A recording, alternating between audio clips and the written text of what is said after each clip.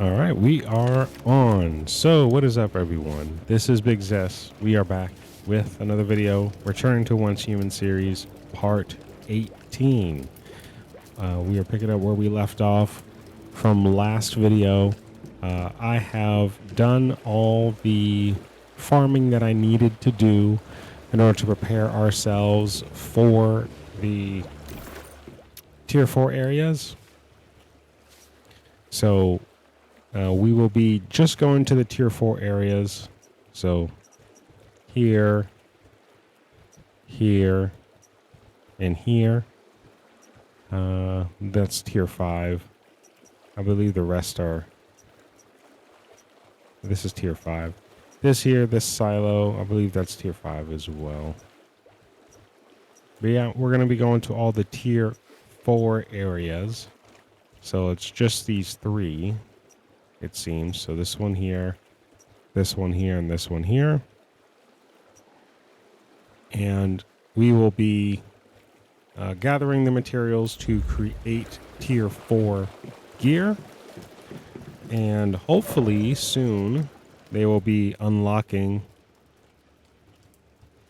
Okay, in 5 days. That's going to be a long time. But they'll be unlocking in 5 days the remaining memetics so that we can upgrade to tier 5 gear through the advanced supplies and advanced gear workbench and things of that nature.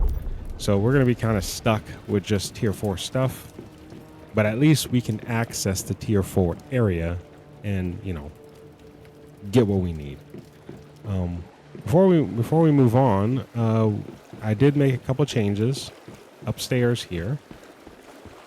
I know we don't have access to it yet with the automated sprinklers. However, I do have a water pump system going. I do have a steady flow of water coming up, so as we can see here. And I can utilize the dirty water to water my plants. The ones that are down here open, it gets pretty much free irrigation from just the environment. But these ones up here, I have these enclosed due to their sensitivity to sunlight. So these guys, they really like to be closed in. I think I missed one, so let me go get some water downstairs. Don't need too much. Let's see, 200 might be okay. I don't know how many I may have missed. Just gotta hover over them real quick. I believe that one was right, yeah, right here.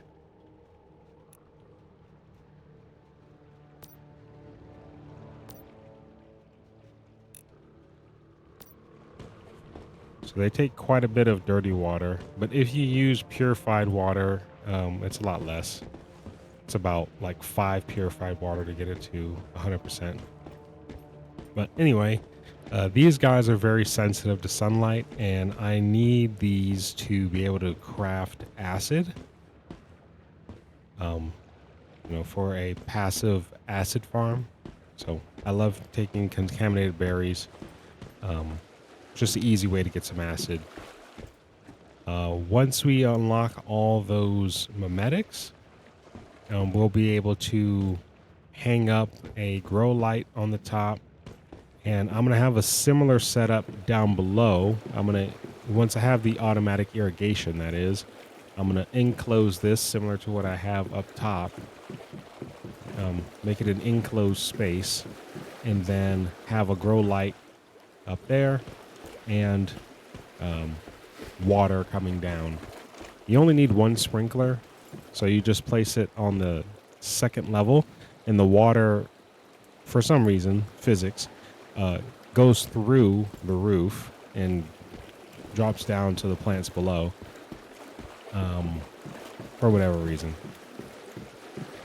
And so just one sprinkler, you can have up to, I believe, 180 possibly within the span of the actual sprinkler head itself. I don't have that many uh, because there is a limit on how many functional facilities you can build. And so there's other functional facilities that I have yet to build, and I don't want to overstep that limit. I'm already at 204 with just 8x8 plots, so that's 64 times 2, that's 128. So with 128 loamy soil plots, and I'm already at 204 of the functional facilities, and we still have a lot of other functional facilities to create, like fuel refineries and more generators and a lot of other different things that are just not unlocked yet. So leave myself a little wiggle room. But anyway, we have coldium, hedium. We also have ice melon drinks, and I can create a little bit more if I need to. So we're going to go ahead and take that because we were burning up last time that we tried to go. I need to put this dirty water back. Don't want it weighing me down. All right. So we're going to go ahead and take one of these. And we already have the coldium in our pocket. I brought the helium as well, because why not? And that should raise our cold resist to, or our heat resist that is, to 50 degrees Celsius. Okay. It could go a little bit higher if I actually crafted gear with alligator skin, but I think 50 degrees should be enough. And with the Chaosium lantern as well, we can reduce it even further to about by 15 degrees. So let's say, for instance, I get at the highest into an area that is 65 degrees Celsius. I can actually reduce it all the way down to a 50 degrees. So we shouldn't burn up. Another thing I can do is I can craft a frozen tilapia thing, melee weapon. That'll give me an extra 5 degrees. And also, I have the ice pot deviation, where I can throw these. I don't need the Gazokios anymore, so I can actually put those throwables away. Or actually, we'll just keep one, just in case. These things are pretty heavy in my inventory. The ice pots. It's like 10 kilograms. So put them in your vehicle storage. You don't need to carry that many all at once. But to have them handy is nice. All right, we'll start off with 5.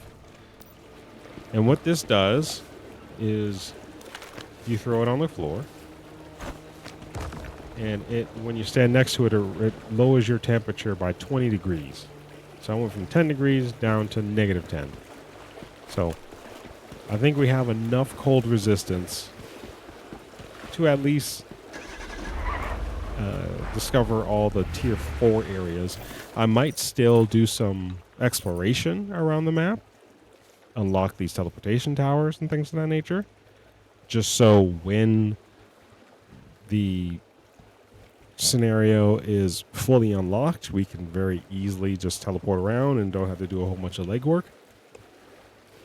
But at least for today, our goal is to clear these tier 4 strongholds, probably get some of these teleportation towers that are near it, and probably craft some tier 4 gear if we can. So without further ado, let's go ahead and head on out.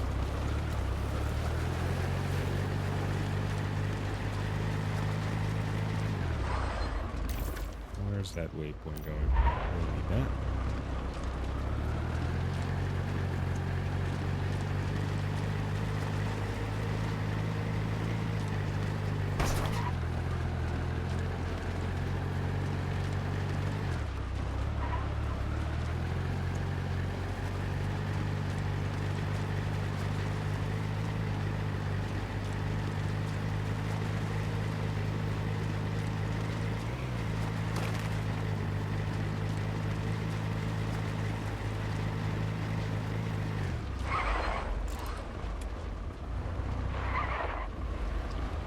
This area that I'm currently in, or also where I moved my base to, this is previously would be the furthest west part of the map if the Ember Strand was cut off. So if Ember Strand was cut off, as you see this boundary here, it's the furthest west part of the map that would, you know, traditionally be unlocked during just phase 1.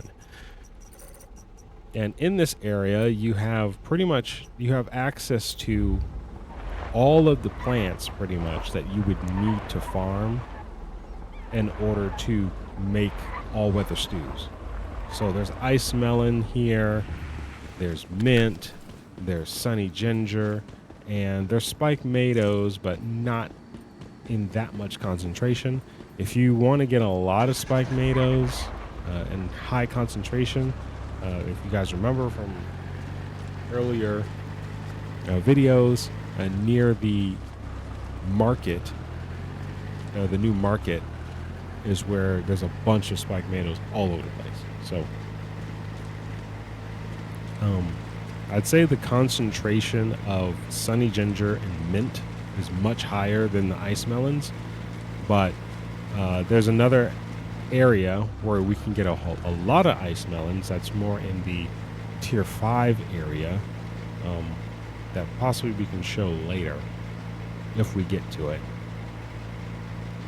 And to make all-weather stews, you need, I think, 2 of each of those ingredients. You need 2 ice melon, 2 spiked tomatoes, 2 sunny gingers, and 2 mints. And all of it together will make the all-weather stew. And with the all-weather stew, it gives you plus 30 resistance to both heat and cold. I forgot to talk to T-Man over there. Probably do that later.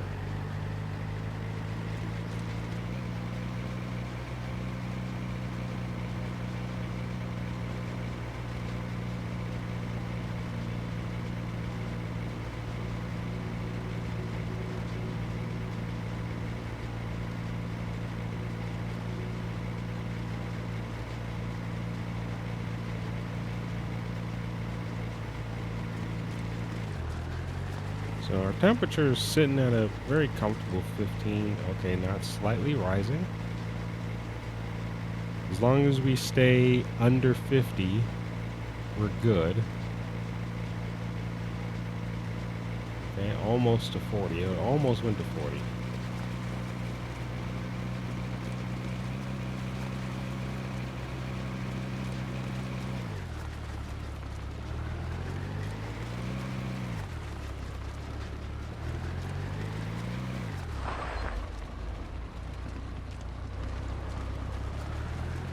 I'm debating just gliding down there. I think that might be the play. This is a tier 5 area. I don't want to deal with that yet.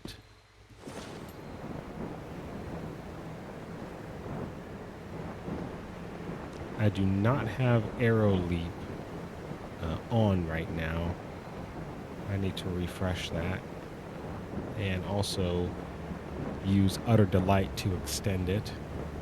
And then I have some beef jerky with me to give me extra stamina for all of that.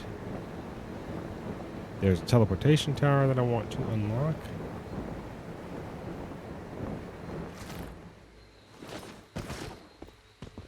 So let's go ahead and use our Arrow Leap and Utter Delight. There we go.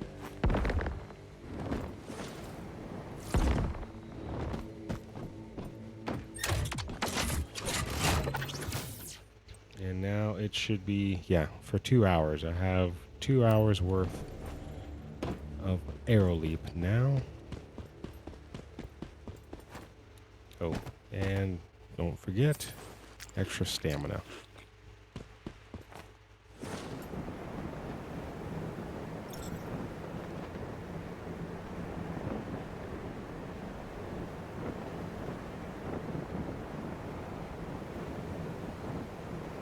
We're just going to use the melee to get down there, but I want to conserve a little bit of stamina because I know the melee is going to take quite a bit to fall very far. There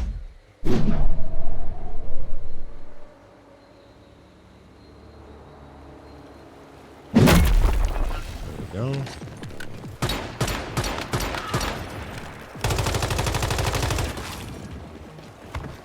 So we still have all tier 3 gear. It's literally right on the dot, 53s. We have just enough heat resistance for this area. Now I'm starting to burn up. So now we're gonna need our lantern. And there we go. Now we should be okay. The lantern, it's kind of buggy. Sometimes it'll say that you're burning, but you're not really burning.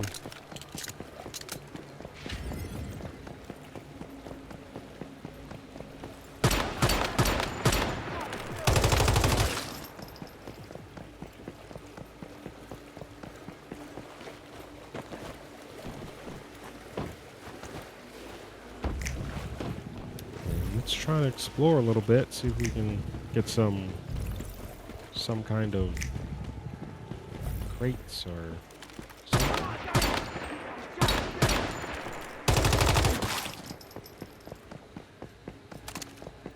This, I believe, is going to be a zip line to go up to here, but we don't need to go up there.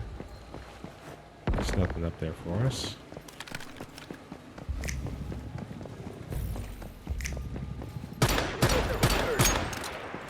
One of those guys. But there's a crate over there.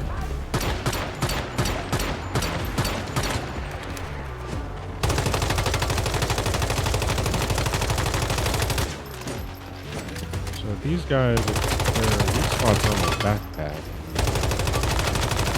Get in on the defensive! Just gotta get behind them to get to it.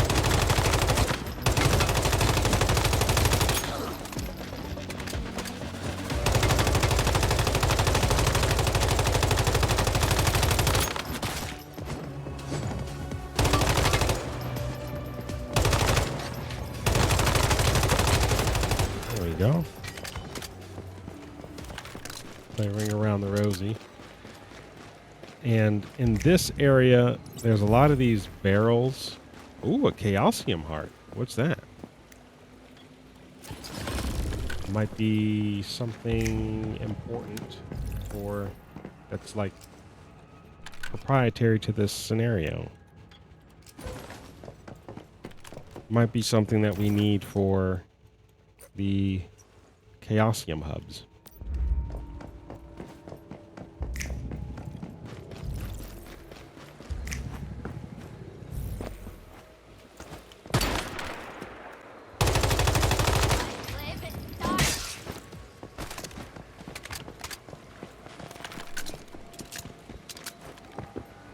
So let's see what could be up here.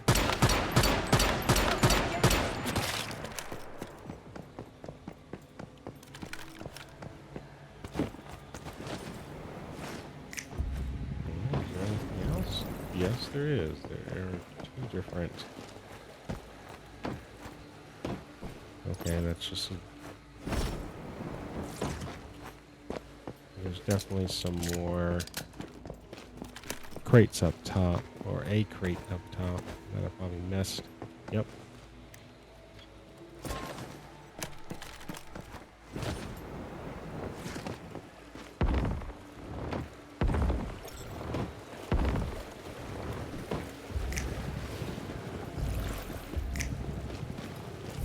Good thing I brought my Gazokyo with me. Yeah, I knew I was probably going to need it. So, it's good to bring at least one.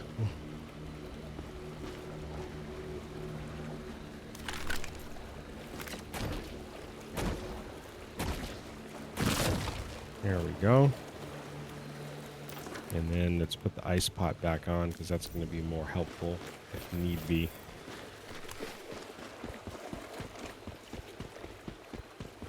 And just in case you guys are wondering, the ice pots, they don't work against these things. Usually when you're trying to mine, let's say if you're trying to mine the cold rock ore, you would throw a Molotov on it to melt the ice so that way you can mine it. These, you would throw some type of frost item, right? So, but however, these blocks, they don't work. All it really does is either, destroy it, or if it's not destroyed, it'll just still not be mineable, unfortunately. So I was just doing that for demonstration purposes. So far, the only thing I know that actually works is the frost grenades that you can create at the chemistry workbench. So there's that. Now that one's done, we're gonna head down here and this one. These are only two tier 4 ones that I found, so that's gonna be quite a long drive. And we could probably teleport over here. It's only 135 links, why not?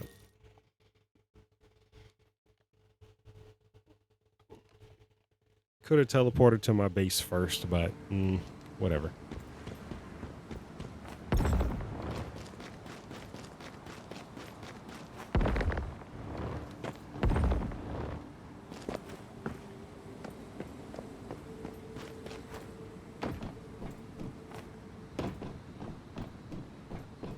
Stamina back.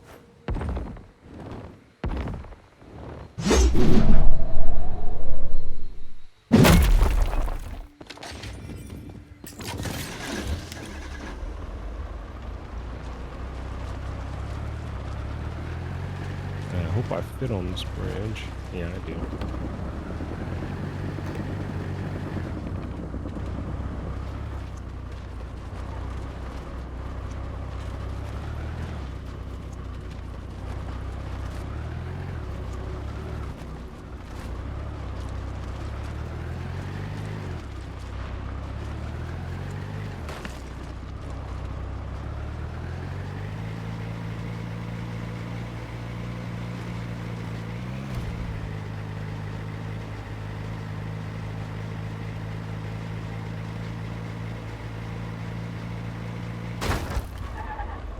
Okay, I just couldn't see.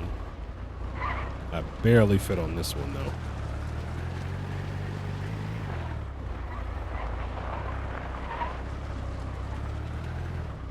All right.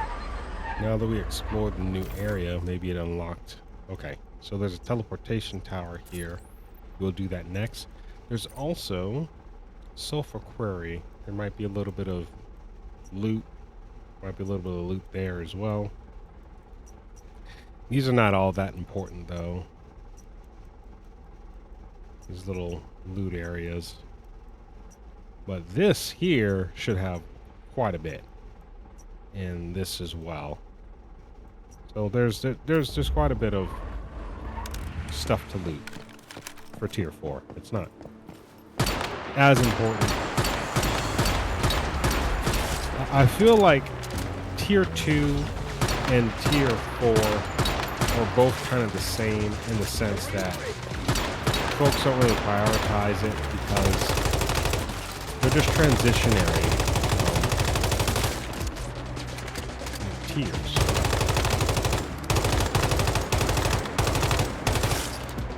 Traditionally, for the first phase, tier 3 is kind of your, end all be all. Typically. Because you generally wouldn't have access to tier 4 or tier 5 because the areas would, again, traditionally be blocked off.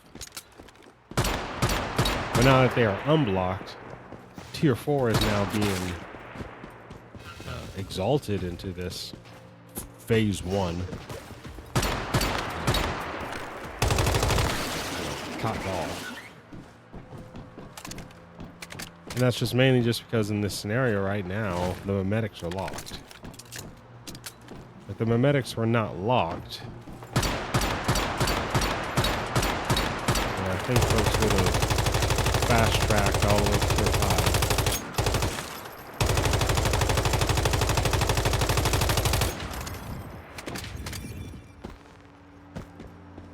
And to be honest with you, I don't really see what the point is. If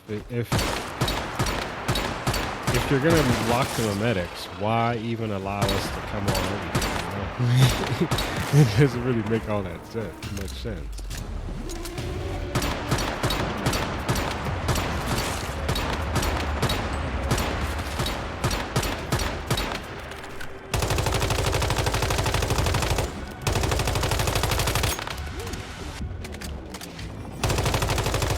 Especially when we also start to factor in the heat resistances that are necessary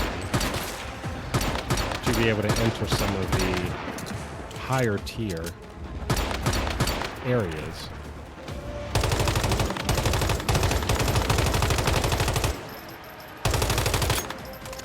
Ideally, you would want a 70 degrees of heat resistance to be able to enter most areas, because your Chaosium Lantern can protect you up to 85 degrees with that amount of heat resistance.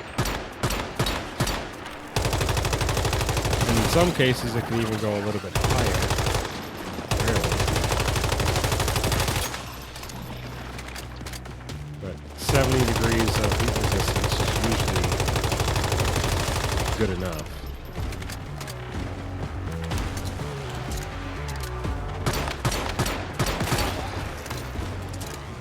But again, it was teased that there was going to be much more extreme survival temperature things that we're going to have to contend with. So, I'm eager to find out what that's all about.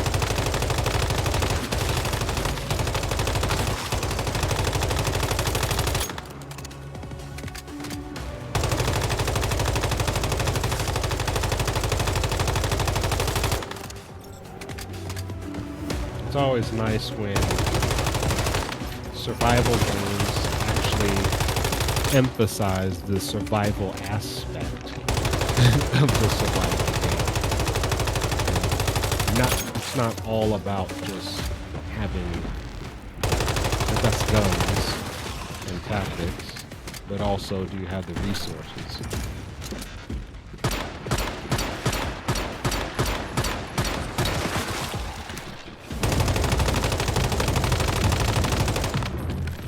Building things, getting food, and whatever else it is.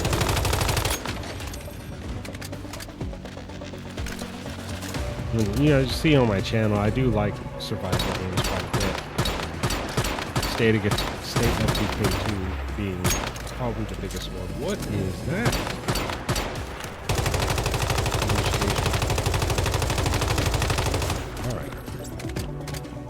Lightning.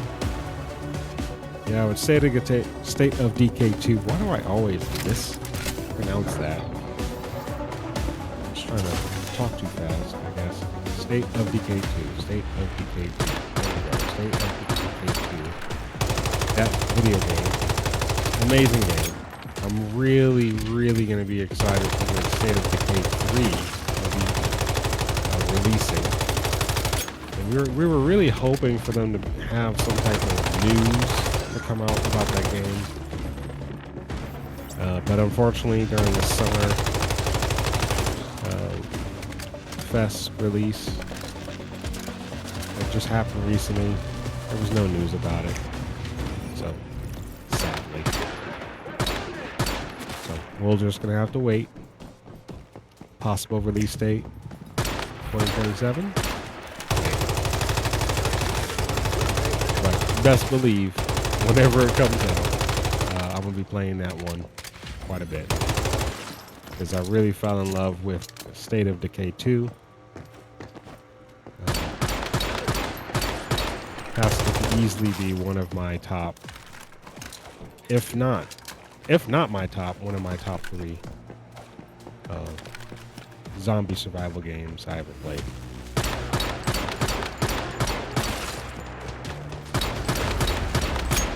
And for Once Human, I wouldn't categorize it as a zombie survival. It is an open world survival, but it's not a zombie survival. You shoot all kinds of things, just like with State of Decay, human survival. But with this, it's more like a open world sci-fi horror thing. The deviants are not really zombies per se. I don't know. This game's just weird. Yeah, that's the best way for me to put it. It's just weird. But it's free to play, and I mean, you guys have seen it. There's just really cool stuff for you to be able to do. You can build, you can craft, there's progression with unlocking gear and upgrading things or mods, and there's almost infinite replayability. It's online. What more can you ask for in a free-to-play game, you know? Open world survival.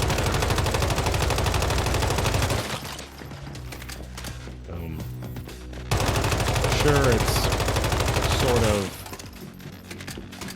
in this looter shooter title where enemies feel very bullet spongy at times.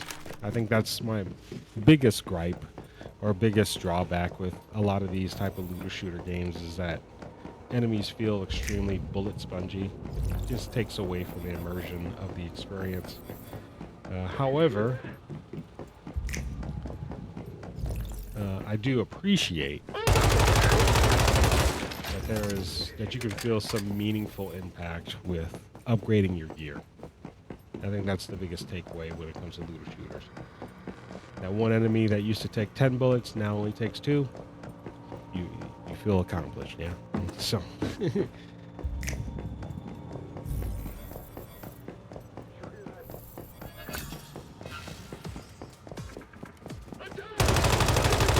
is also why I appreciate games just like State of Decay 2. Like, it's not that complicated. It's just a zombie. Shoot it in the head, it's dead. Doesn't matter what you shoot it with. Shoot it in the head, it's dead. Okay? Except for juggernauts. And ferals. Blood plague ferals. You gotta shoot in the head multiple times. Yeah, I mean, I like games that just, especially the zombie ones, I like games that just allow the zombies to be zombies, right? If I shoot them in the head, I expect it to die. Like, what? I'm having PTSD, bro. I mean, I remember when they used to just, last video, everybody just literally spawned right in front of me, and I had to fight them off for hours. Okay, that was an exaggeration, but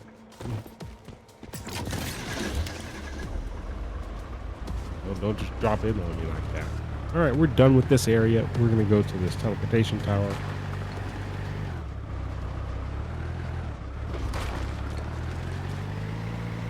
Grab it, and then we're gonna move to another area. I think it was more like a small settlement. I may have some more materials. So, okay, so that's back here. We're gonna have to backtrack to that location. I think what we're gonna do before we take on this stronghold, actually, let's go ahead and get this teleportation tower. Then we'll hit this place, and then we'll do this last, because this is like the highest level area.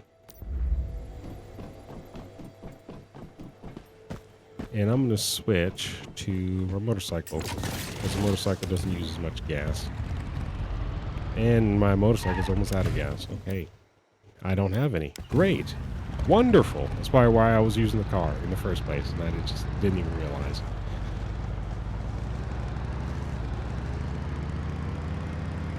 So, do you have gas in your truck?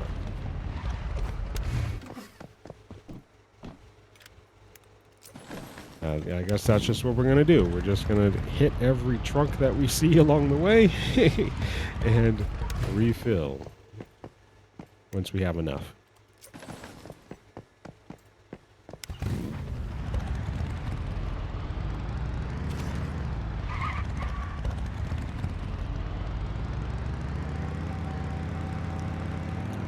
These tier 5 areas also, I know I spoke about it a little bit earlier. These tier 5 areas, you're going to find ice melons and a lot more concentration. So there's ice melons there, spiked tomatoes all over the place. But there's this particular spot, like I stated before, that has a lot of ice melons everywhere. And hopefully, I don't know if we'll have the heat resistance to go up there. Possibly we will. But I'm going to go ahead and just get those as well, because we're going to need those later. Another thing that I'm kind of, frustrated about is that due to the memetics being locked, we only have, let me see here. Yeah, we only have dishes 2. So we can only craft this as far as heat resistance is concerned. And it works good. I mean, 10 heat resistance is great. But there's others, right? Like just one other step above. We could have crafted chilled ice melon soup. And with this chilled ice melon soup or the ice mint tea, either one of these, reduce your, or actually not reduce, it increases your heat resistance by 20, so double. And the ingredients are really simple, right? It's not overcomplicated like with the all-weather stew, which is at the very end, I think. So the all-weather stew is at the very end. Yeah, dishes 3. There it is. But yeah, if we had that unlocked, we would literally just have to drink one of those and be golden. Wouldn't have to worry about the Chaosium lantern. Oh, and now that I mentioned it, okay, yeah, I just want to make sure I have plenty of Chaosium, that I'm not going to run out on it. I don't want it to leave me in a bad situation. Am I going to be able to get to this trunk? Yes, I am. Okay. This one too. I might be able to just turn it off now, the Chaosium lantern. Doesn't seem like I really need it. It's nighttime. It's 10 degrees. Alright, that's about half a tank.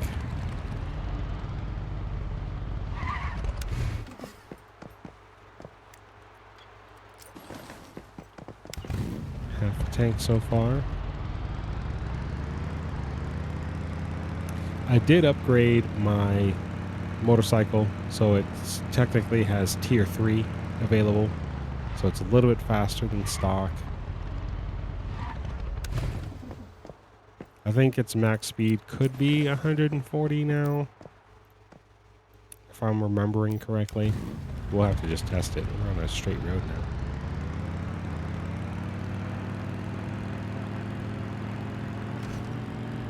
I hate it when that happens. So I'm going to try to be careful with the wheelies, especially going downhill. But oh, I didn't fall off that time. That's nice. Okay, now it's really starting to warm up. Hopefully we don't go over. Hold on, what's going on with my heat resistance? I thought it was. Why is it down to only 40? Oh, okay, I got it. I know why. I have to drink another ice melon tea. There we go. And I should also eat Some more of that. And drink one of these. There we go. All right. Heat resistance is up to 50 now. Again.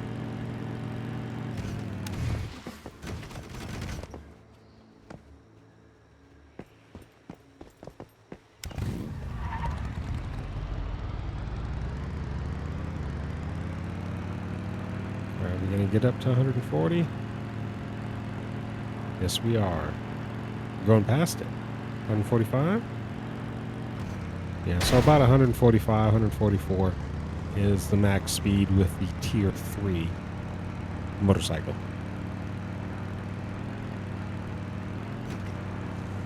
With the wheelies, of course. Without the wheelies on flat ground, I think it's like 120-ish. We're still going slightly downhill. So 122, going slightly downhill. But on flat, about 120. So it's a little bit faster. The slowest vehicle, obviously, is going to be the 4x4. However, it has the most durability and the biggest gas tank. That doesn't mean it's the most fuel efficient, but it just has the biggest gas tank. So it just takes the longest to deplete the fuel, but it also takes the most fuel. So, but that thing is built like a tank. You can just pretty much through every single playthrough, as long as I don't plop it down in front of some enemies that can damage it, my 4x4 almost never breaks. And that's partly because I rarely ever use it, honestly. I mostly only use it for Manibus, like Prime War raids, because it holds all my Prime War stuff. But in this scenario, there's really no need to make biomissiles, or at least in the past, there was no need to make biomissiles and things. I don't know if they changed it now. So they've kind of made a lot of those mechanics obsolete. But maybe you're gonna have a different mechanic in this scenario. Who knows? We'll find out. I really like the aspect with the Manibus scenario. It gives you a purpose. Like every mimetic has a signified purpose, right? Like you need to invest in base defense, so that way you can get the, you know, the cannon to be able to shoot the biomissiles at Prime War. Like it really did make every single mimetic progression line have a purpose. With this scenario, there's just certain mimetic progression lines that just don't matter anymore, and that's, you know, disappointing. It's disappointing.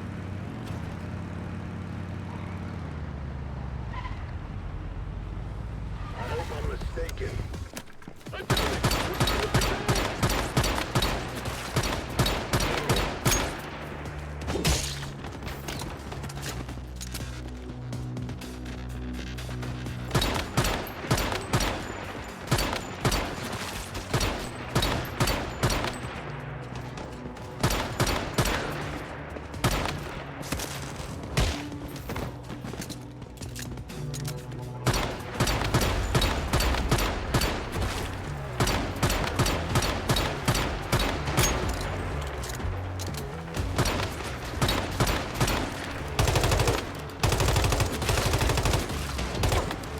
Oh my goodness. He hit me for like half my health. It's valid, though. I am one tier lower, and it is a sniper rifle.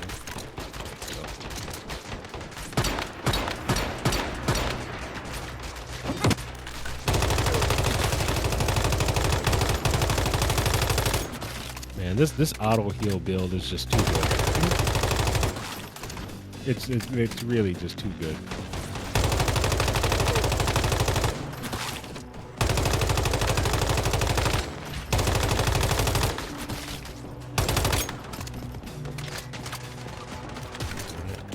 Oh, my gun's about to break.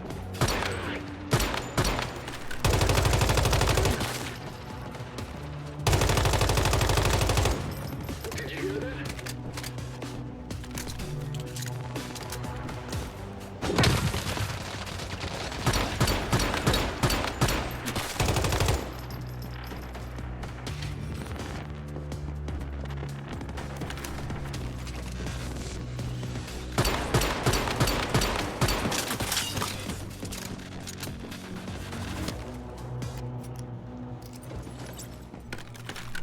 Guess when I go back to base, I can go over this auto heal build with you guys if you're interested in it.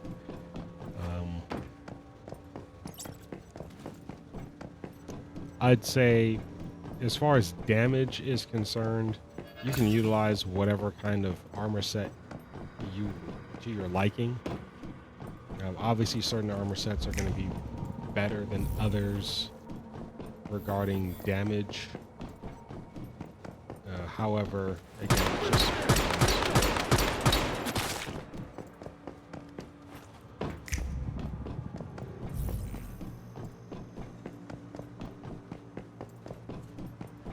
and then there's other builds that just really good utility.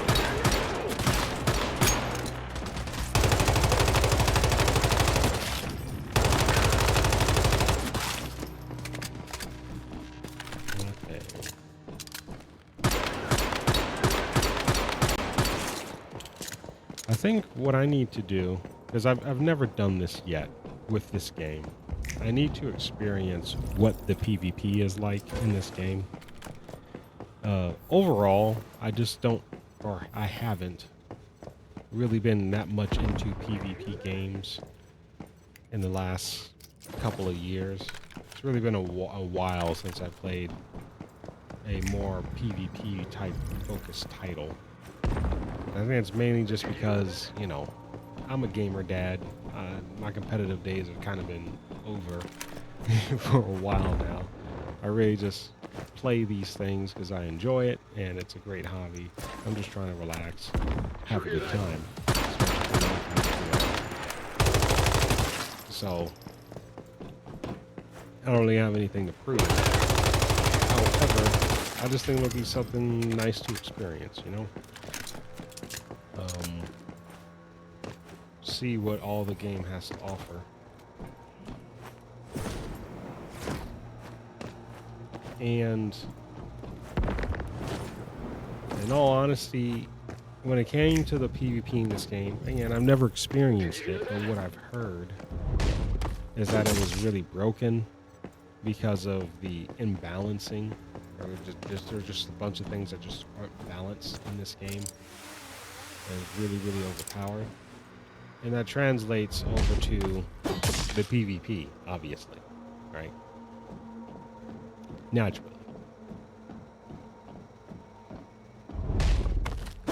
Sometimes it just takes a little bit to get that little prompt there. But anyway, like I was saying, yeah, that translates over to the PvP, obviously. So that's one reason why it is that I stayed away from it. You know, again, I don't have a really crazy build.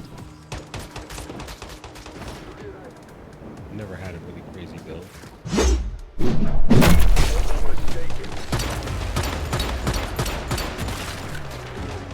However, we did recently release a PvP mode, that is, that restricts users to just, I believe, like green tier and blue tier weapons that don't really have any special keyboard effects. And that levels the playing field, right? There's no gear mods. There's no certain blueprints with different star ratings and all that stuff. Everybody's damage is pretty much leveled out, and so the game feels more, how would I say, consistent, like any other shooter game probably would. so what that does is it just makes it a skill-based type, situation. And so with that being said, they've also made it to where PvP is no longer within certain areas. Like in other PvP servers, I've heard that there's supposed to be certain safe zones, so you're not getting PvP. You only PvP when you want to be in these particular areas. Sanctioned. In this new game mode, it's basically like Rust, right? Again, I've never played Rust.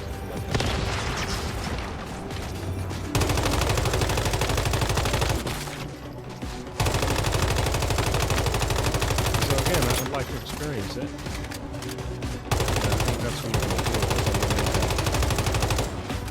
to do. Make a brand new character, just call it like my PvP character, and try out the PvP server. Shouldn't really have any disadvantages because it's a brand new character in the PvP server.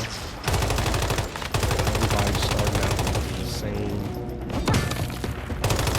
really low tier guns and all that. But I think one of the drawbacks or downsides about that is that your base and all that stuff can still get raided and looted even though you're offline, which is really frustrating. There is some other PvP scenarios. I think there's in total like 3 different ones. One is called Prism vs. Clash. Then there's the classical Evolutions Call, which I don't think anyone really plays anymore because, like I just said, PvP is imbalanced in this game. But Prism vs. Clash is another more PvP focus, which is similar to like Evolutions Call, but it's more fast-tracked and fast-paced. You don't have to go through the whole, I don't want to say typical, traditional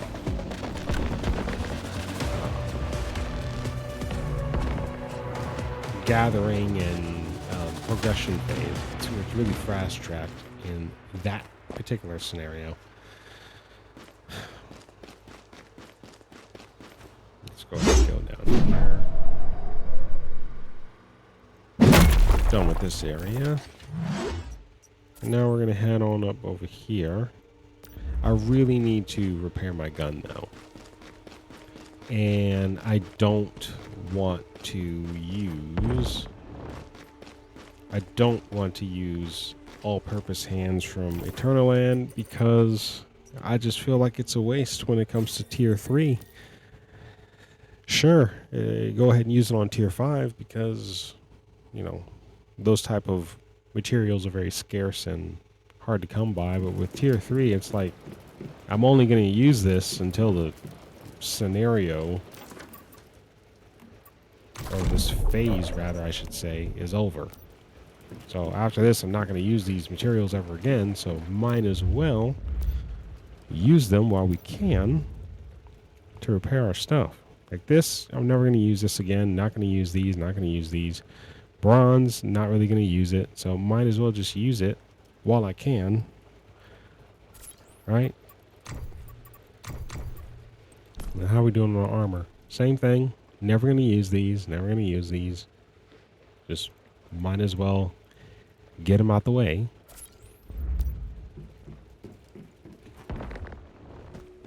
Alright. So now we're going to have to go all the way back. Oh, there's a teleportation tower. See? It's always a great thing. Just unlock the teleportation towers and you can get right back to where you need to go.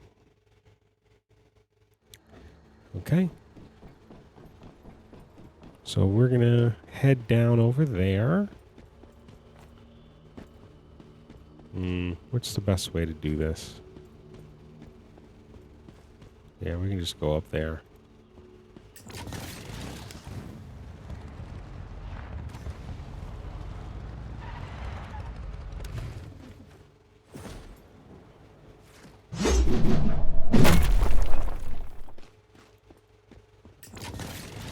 Anyway, I've just been kind of rambling and getting sidetracked. I forget what I was talking about when it came to PvP stuff. But anyway, I'm trying to get back on topic there.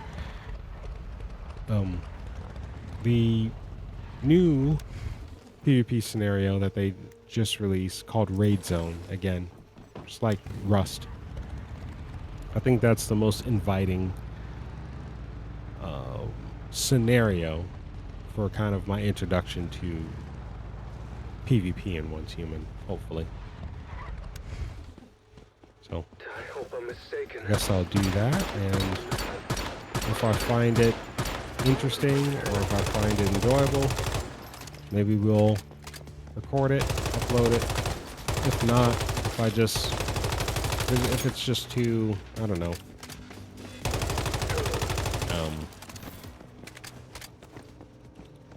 disappointing for me or whatever. Because again, I'm not really into the PvP stuff much anyway.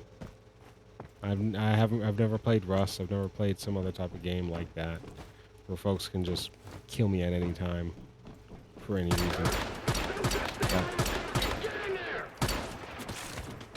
Maybe I might enjoy it. Obviously, I think it would be best played with friends, right? Something I don't have when it comes to this particular game. I have friends that play other games, particularly Helldivers 2.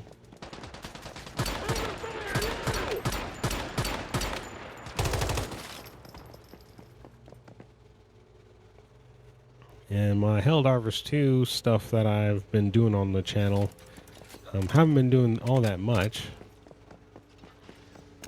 But I still play it off stream quite a bit. It's just a very fun game to play.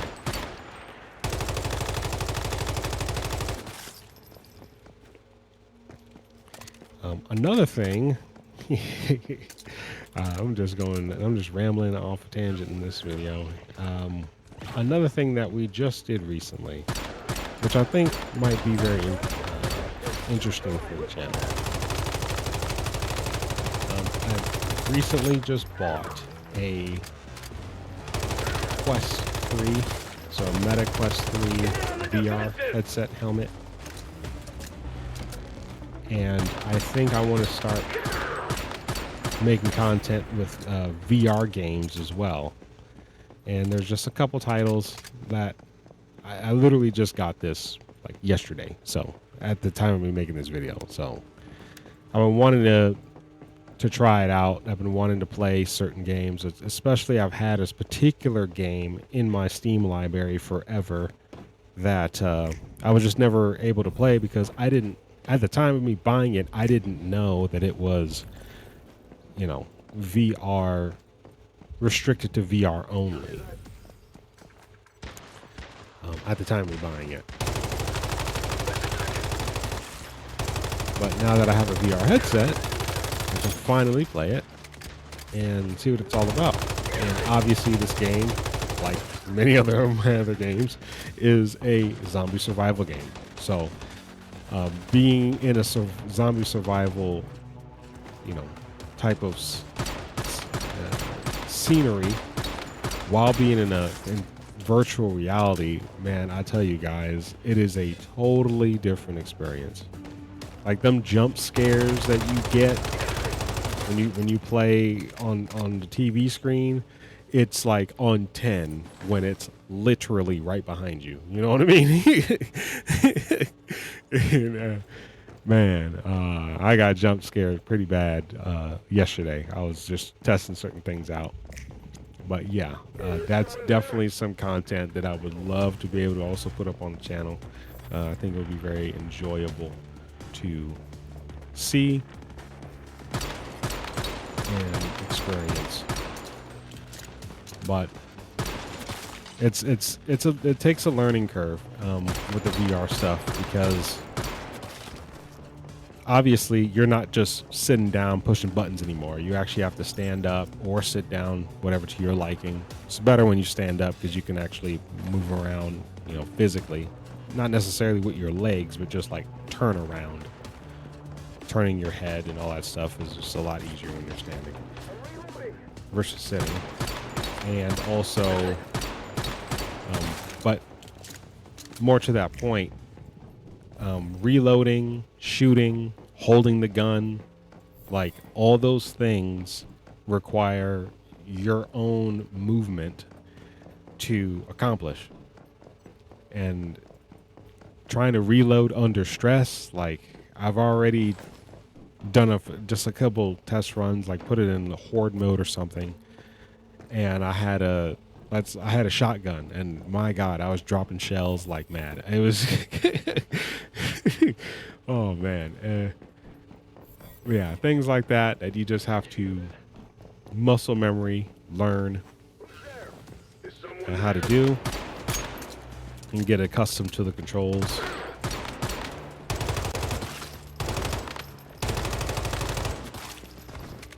Yeah, once I'm actually comfortable with all that and proficient, I think it'll be, again, quite a interesting and entertaining content to put out for you guys. Nice, I got a new cradle override unlocked, and I got a new mimetic specialization, most likely because it's level 35. There we go. So in this area, we should see another crate, like a morphic crate or mystical crate, which, you know, traditionally would have a weapon blueprint, but we're going to just get more asterism, most likely.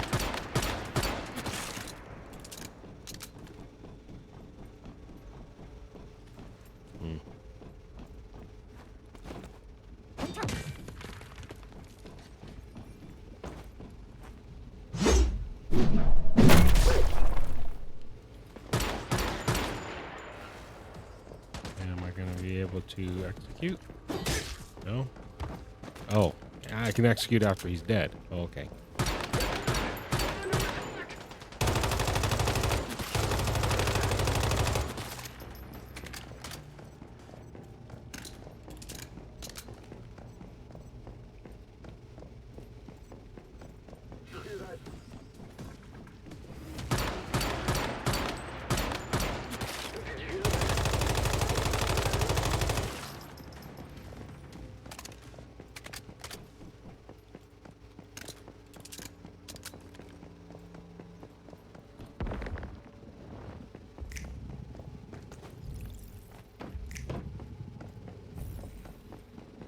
Nothing else to loot down here.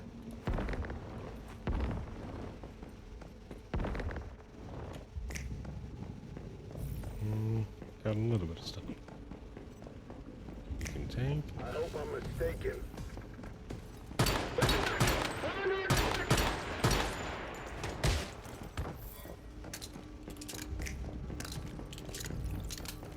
So let's see.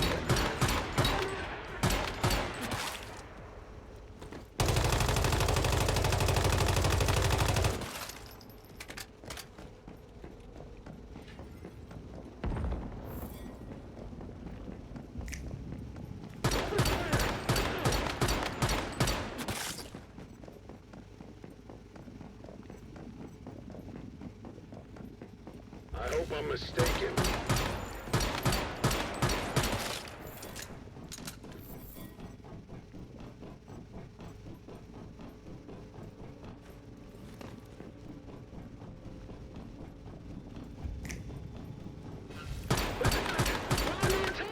Yeah. Okay, I think the crate is like down in there somewhere. So I'm going to, let's just do dash. Yep, there it is.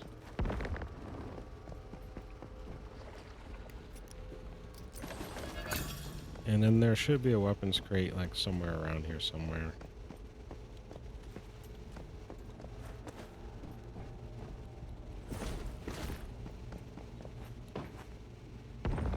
Yeah, in here Keep your probably. head down. Oh my goodness, he does so much damage. You gotta protect the ankles.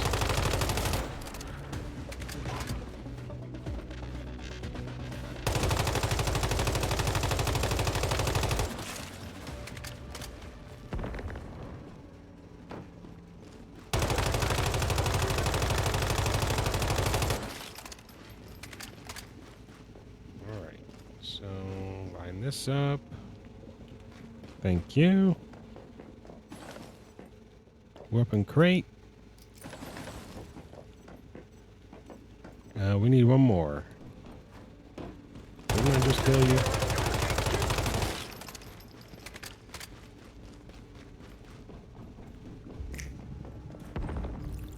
Did you hear that? No.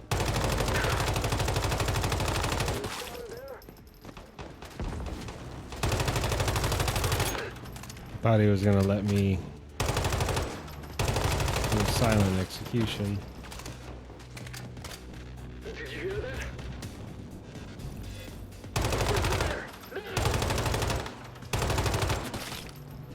Who's there?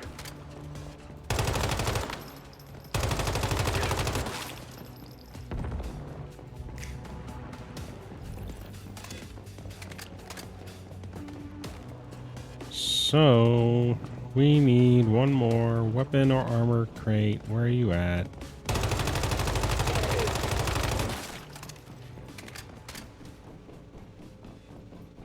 Nope, nothing up here. I think there's like, yeah, there we go. You can go through there and there might be something.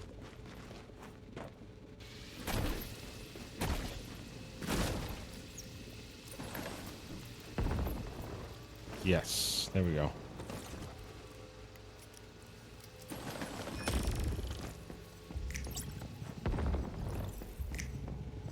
Anything else? Something on out of the wall, but nah. We're not going to worry about it for now.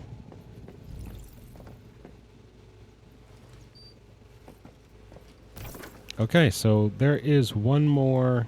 I thought I saw one more. Yes, right there.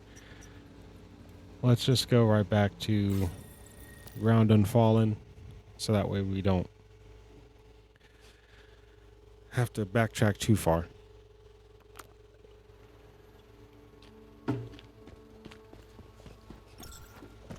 And hopefully this will be enough tier 4 materials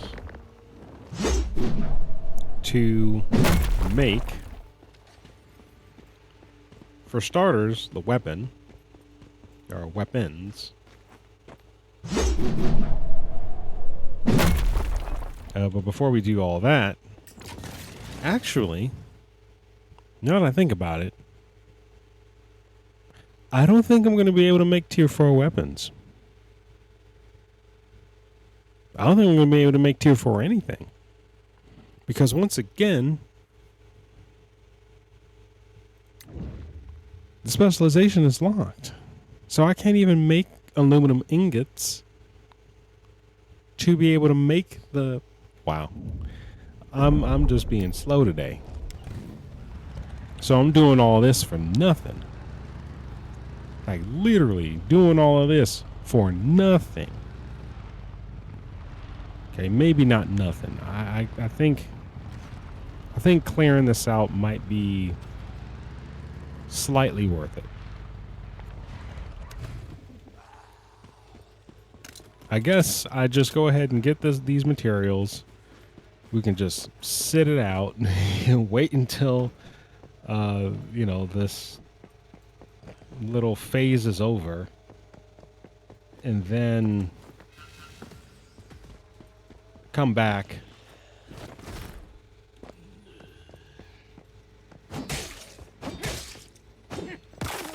and continue on when things start to get a lot better. Phase 1 is usually the most boring phase.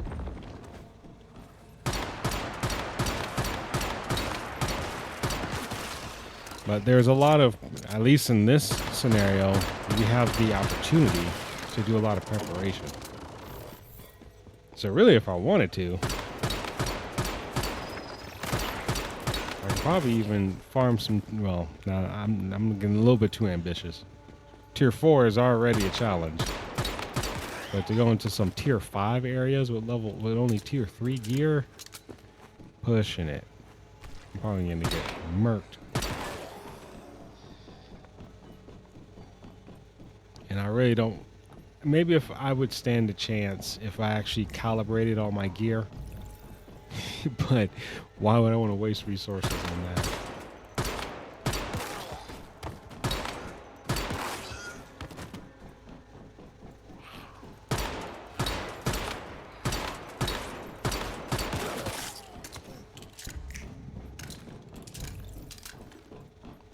So yeah, I guess we'll just finish gathering this stuff, put it in our base, and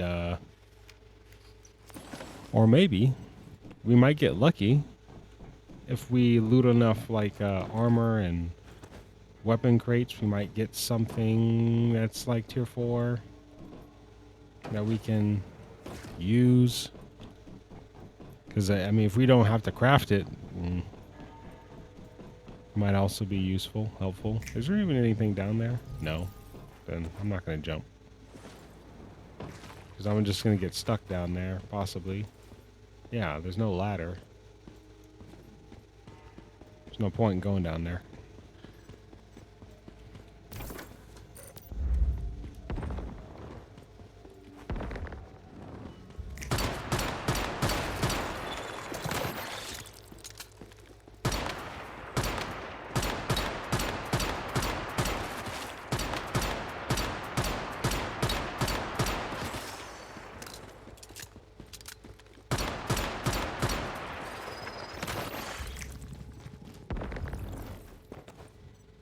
All right.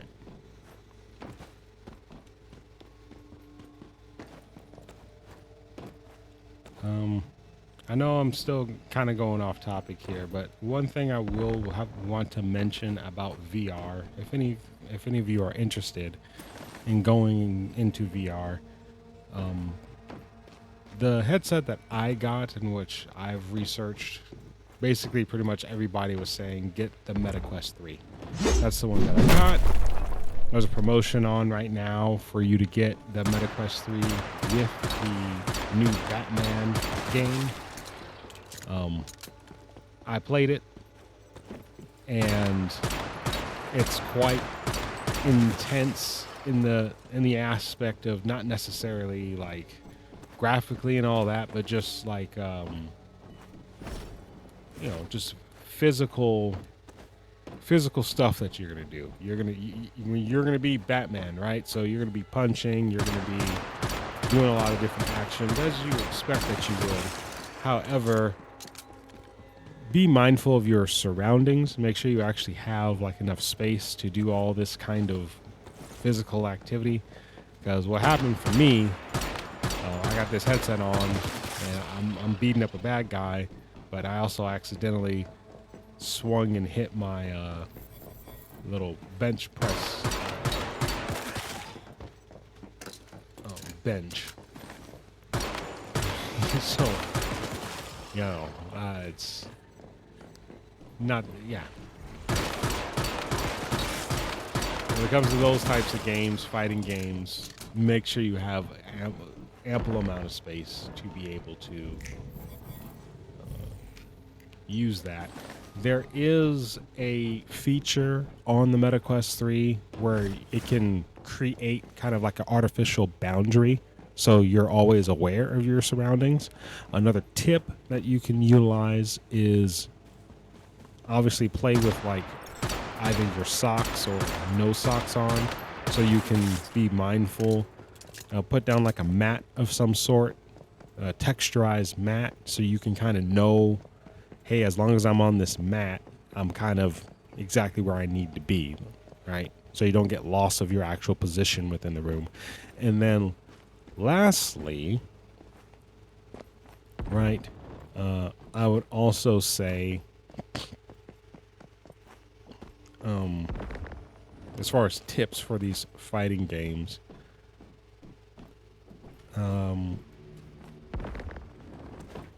It comes with like these wristbands. Make sure you tie those on as well. You don't want to drop your controllers.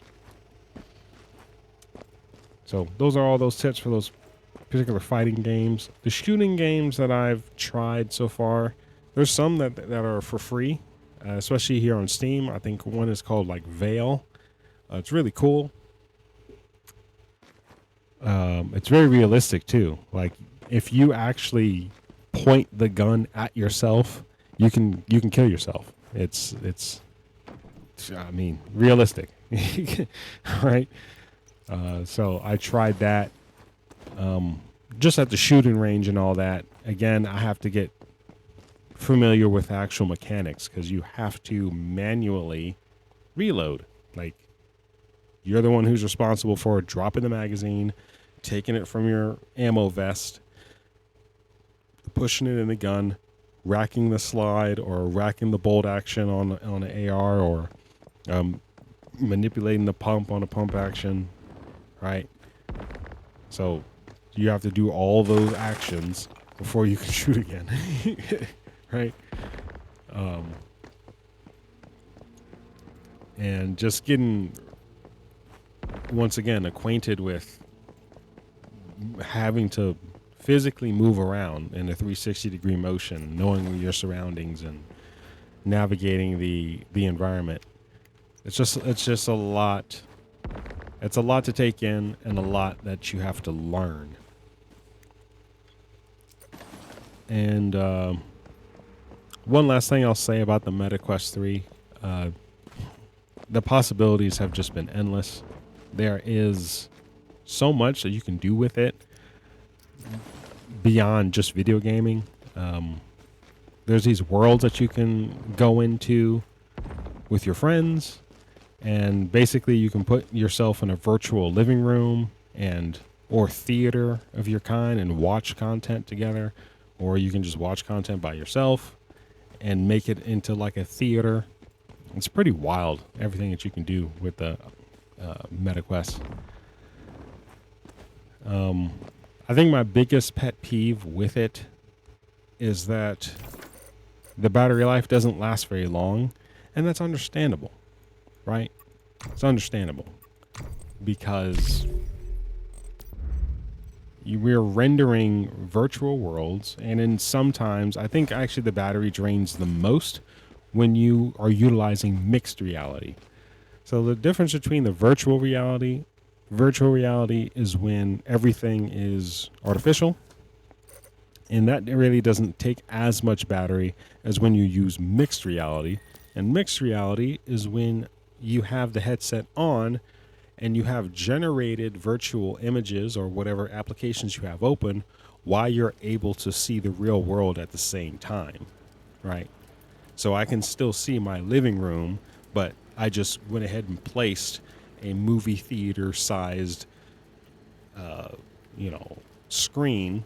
It's like 200 inches by 200 inches on my wall, right? So I can actually still be in my living room, see my own living room, and just have that movie theater thing on the wall.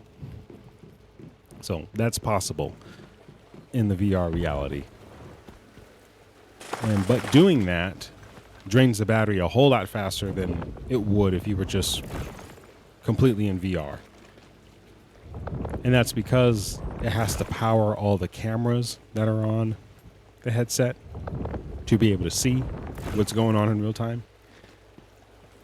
So that's my biggest gripe. The battery life is, wow. He really escaped, and I had like 87% success rate.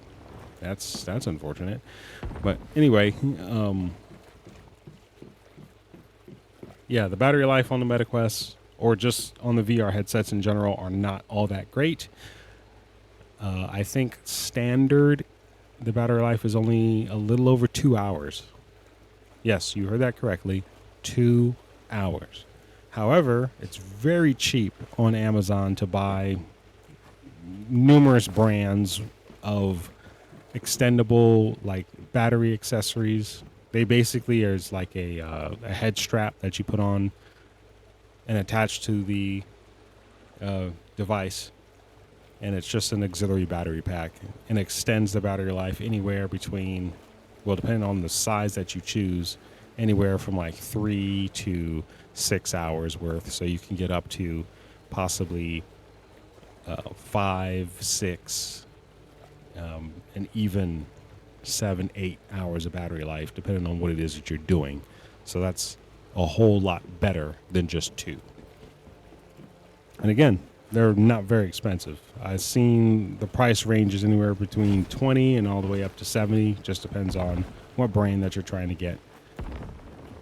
As long as it's doing the same thing, price-wise, quality-wise, maybe feature-wise, will determine what it is that you're going to be interested in. All right, well, this video has just been me rambling while playing the game, and a very off topic.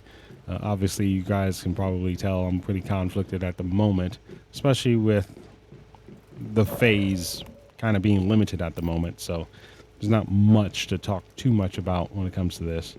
Let's go ahead and disassemble all this stuff. Hopefully we got some tier 4 things that we can utilize in the future.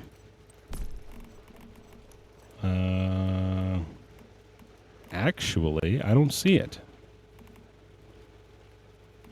I don't see... Oh, I got some platinum crystals. That's tier 5, though. Where's the tier 4 stuff?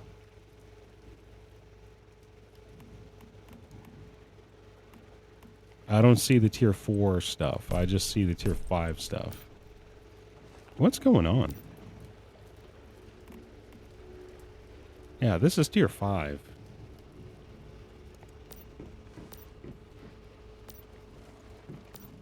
So I have Beryllium crystals. That's 11 to 20. 21 to 30. Oh, I do have tier 4. Okay. I do have tier 4 stuff. So, okay. I'm tripping. And then there's tier 5. So, all right. So we do have iridium crystals. I don't know if that's going to be enough to get... honestly, what I'm going to do is once it gets unlocked, I'm just going to make... Let me see what it is that I need. So again, we have tier 4. And if I wanted to make, for example, my assault rifle, this one, right?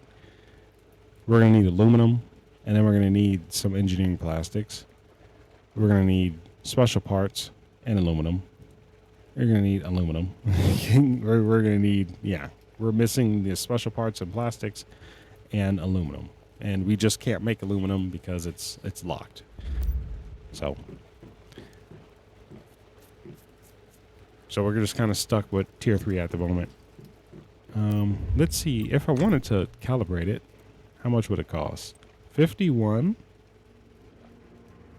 Wait. Is this tier 2? Am I using a tier 2? I am using tier 2. Oh my goodness. This whole time, I've been just using tier 2 guns. This entire time. Okay, this is tier 3. All right, let me do myself a favor.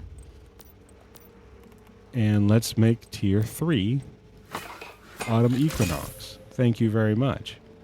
Let's also make a tier 3 Wildfire. Thank you very much. I'm actually impressed. I took on tier 4 enemies with only a tier 2 gun. And I took on the tier 3 boss with tier 2 guns. That's impressive. I outdid myself. Okay. Let's go ahead and recycle all this.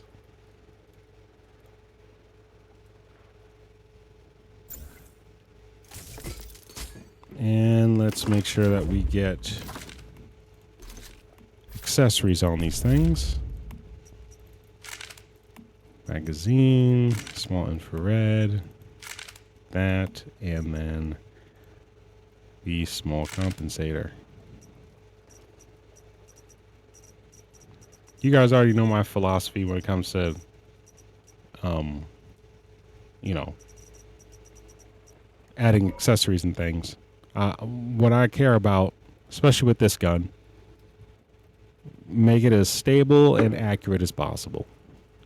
All this gun is about is landing shots. It's mostly used for debuff, not really used for damage much. So make it as stable and accurate as possible, and we're good. Same thing when it comes to this gun. Make it as stable and accurate as possible. It's not just accuracy, not just stability, as stable and accurate as possible, both of them. But with this one, I also like to get a little bit of range, so that way I can be further away. If I only cared about accuracy and stability, it's hard to get with the you know, scope that is. It's hard to get a balance. You're always going to sacrifice,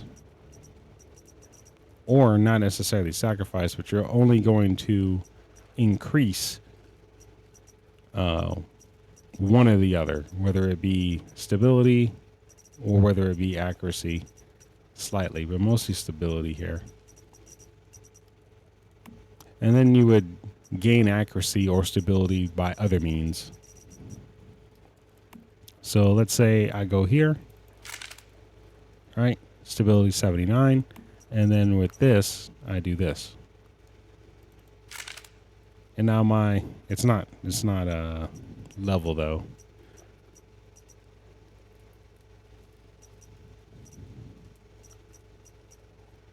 Yeah.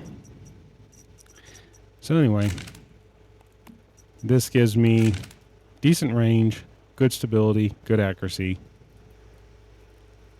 I like things to be even. All right. I think that's enough rambling for this video. Again, I was just trying to let you guys know, so that way it's not a surprise for you guys for me to start posting potentially at some point some VR content. All right. And yeah, I think that's pretty much it for this video. There's really not much more that we can do.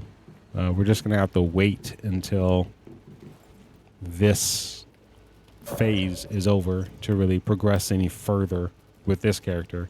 So as far as Once Human is concerned, we're pretty much just going to see content moving forward with my main character and potentially with the PvP character that I create. And that's even if I make content on it. And I'm only going to make content on it if I actually enjoy playing PvP. All right. Thank you guys for watching. Be sure to like, subscribe, hit the notification, do all the things. Until next time, stay safe out there, and peace.